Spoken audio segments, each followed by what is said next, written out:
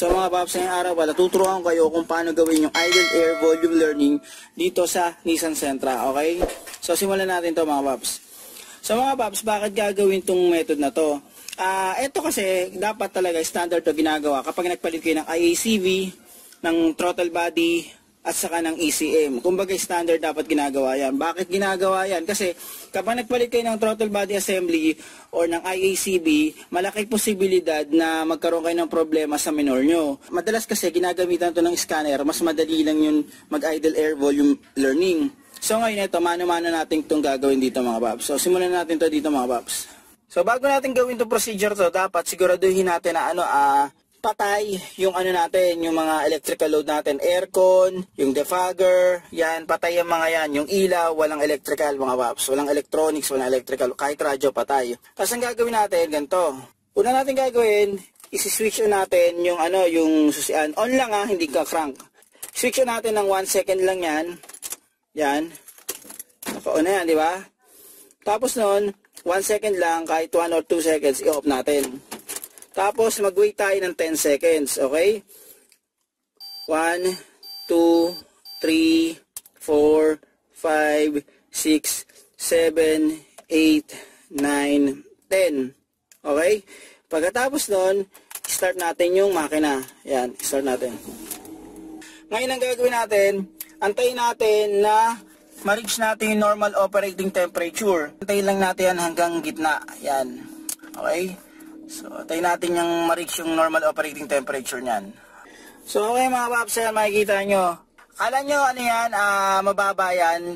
Nasa normal operating temperature na yan mga paps. Tapos nga pala nakalimutan ko, siguraduhin nyo na nakapark yan mga paps ha. Nasa park mode yan. Walang kahit walang aircon, walang fan, walang radyo, walang ilaw yan. Pagkatapos niya, nasa normal operating temperature na yan mga paps, ang gagawin natin, papatayin natin yung makina, okay? Switch on natin. Yan. Mag-aantay tayo ng at least 10 seconds, okay? So, bilang tayo. 1, 2, 3, 4, 5, 6, 7, 8, 9, 10. Okay? So, nakaka 10 seconds na. Start uli natin yung yung sasakyan. Start natin ha. Yan. So, pagka na-start na natin yung sasakyan, ang gagawin natin, hayaan lang natin mag-idle yan ng 30 seconds, okay? Magbilang na lang tayo ng 30 seconds, mga paps.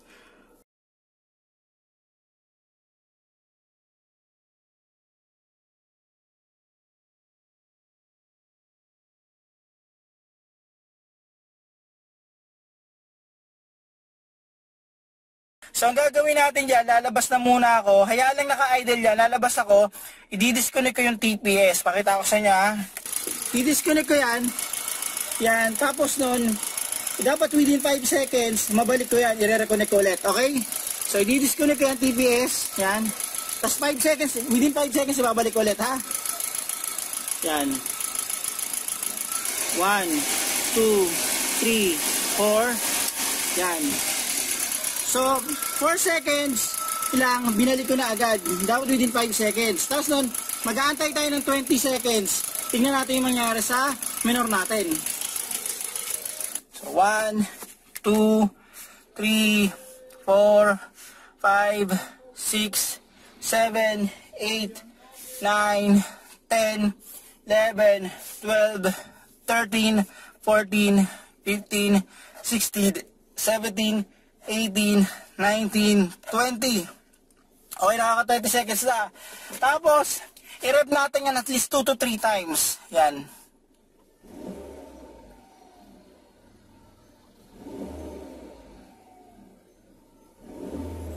So, ayan.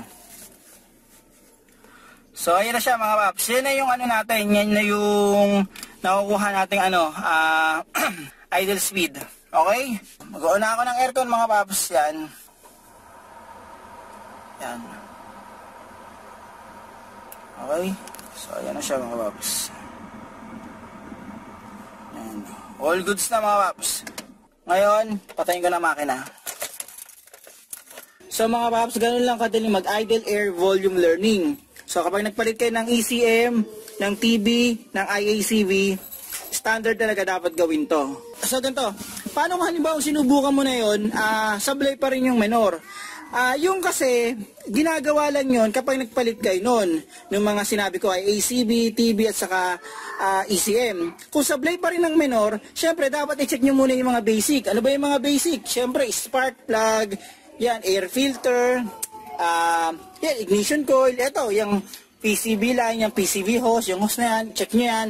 Check nyo, baka mamaya mayroong may vacuum leak. Yung mga basic, i-check nyo muna. Pag na-check nyo na yung mga basic, pwede nyo na gawin yung idle air volume learning. Yung TPS, check nyo rin, baka mamaya may problema sa calibration nun or sablay na yun. Yung IACB naman, baka mamaya sobrang dumi pala. So, i-check nyo muna yung mga basic bago gawin yung idle air volume learning. So paano mga paps, huwag nyo kalimutan i-like at subscribe ang channel ko para makagawa pa ako ng ganung basic na video. Huwag nyo rin kalimutan hit ang notification bell para updated kayo sa video na ginagawa ko. Ano mga paps, maraming salamat sa inyo.